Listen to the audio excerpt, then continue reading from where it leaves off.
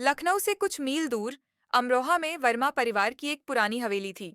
लाल ईंटों से बनी, छत पर तुलसी का चौरा, आंगन में अमरूद का पेड़ और खिड़कियों से झांकती दो आंखें।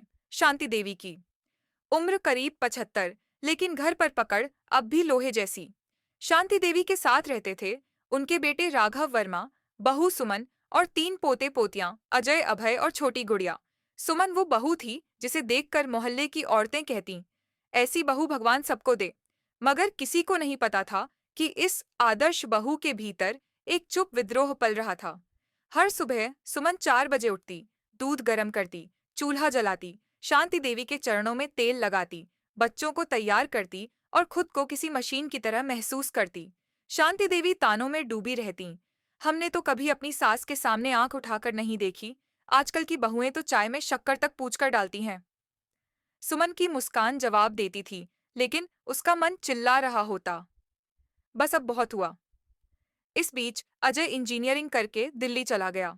सबको उम्मीद थी कि वह लौटेगा और एक घर की लड़की से शादी करेगा। लेकिन एक दिन उसने फोन पर कहा, पापा, मुझे नेहा पसंद है, हम शादी करना चाहते हैं। घर में खलबली मच गई।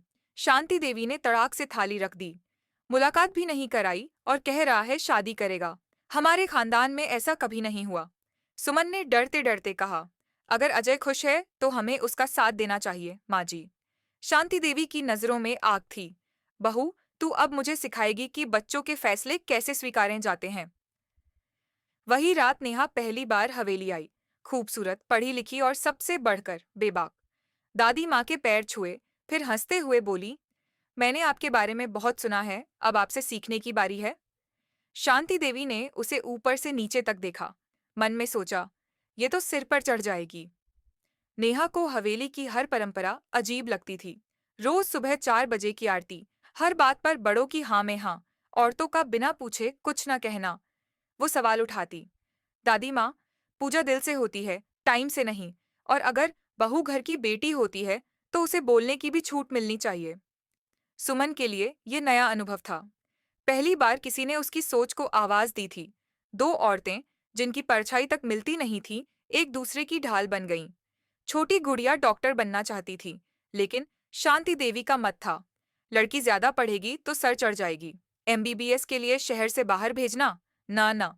सुमन जानती थी कि ये वही मौका है जहां उसे अपनी बेटी के लिए खड़ा होना पड़ेगा। उसने गुड़िया को तैयार किया, साथ बैठकर फॉर्म भरवाया, और जब परीक्षा पास हुई तो उसे गले लगाकर बोली, अब तेरी माँ तुझे रोकने नहीं देगी। शांति देवी ने सुना तो जैसे आसमान टूट पड़ा। तू अब बेटी को भी बिगाड़ेगी क्या? सुमन ने धीमे मगर दृढ़ स्वर में कहा, अगर पढ़ाई बिगाड़ना है तो हाँ, मैं बिगाड़ रही हूँ। इसी बीच राघव का तबादला इलाहाबाद हो गया। वो 6 महीने के लिए घर से दूर चले गए और घर पर राज कायम हुआ शांति देवी का, पहले से ज्यादा सख्ती। नेहा के ऊपर नियमों की बौछार शुरू हो गई।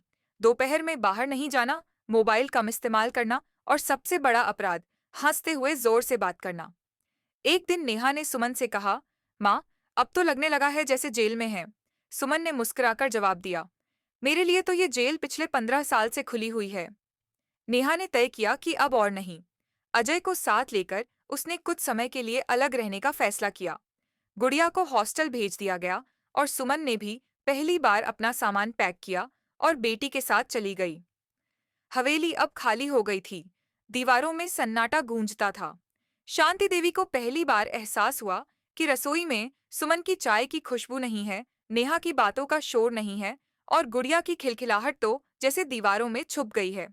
वो धीरे धीरे कमजोर पड़ने लगी। खुद रोटियां बनाना सीखी।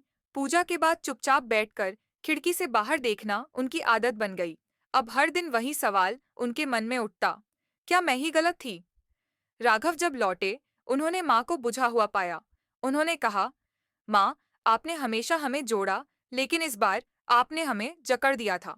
प्यार बांधता नहीं, वो साथ देता है। शांति देवी की आंखें भर आईं।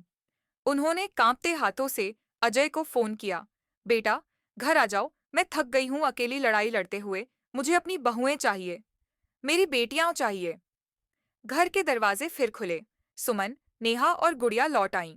इस बार शांति देवी ने खुद थाली सजाई, आरती की और नेहा के हाथ में दीपक रखकर कहा, अब ये घर तेरा भी है। चल, आरती तू कर। नेहा की आंखें भर आईं। सुमन मुस्कुराई और गुड़िया ने गले लगकर कहा, दादी माँ, आपने बहुत देर कर दी, पर ठीक किया। हवेली अब भी वहीं थी, वो ही लाल ईंटें, वहीं तुलसी का चौरा, लेकिन इस बार खिड़कियों से झांकती आंखों में नरमी थी। उन आंखों में अब नियम नहीं, रिश्ते दिखते थे,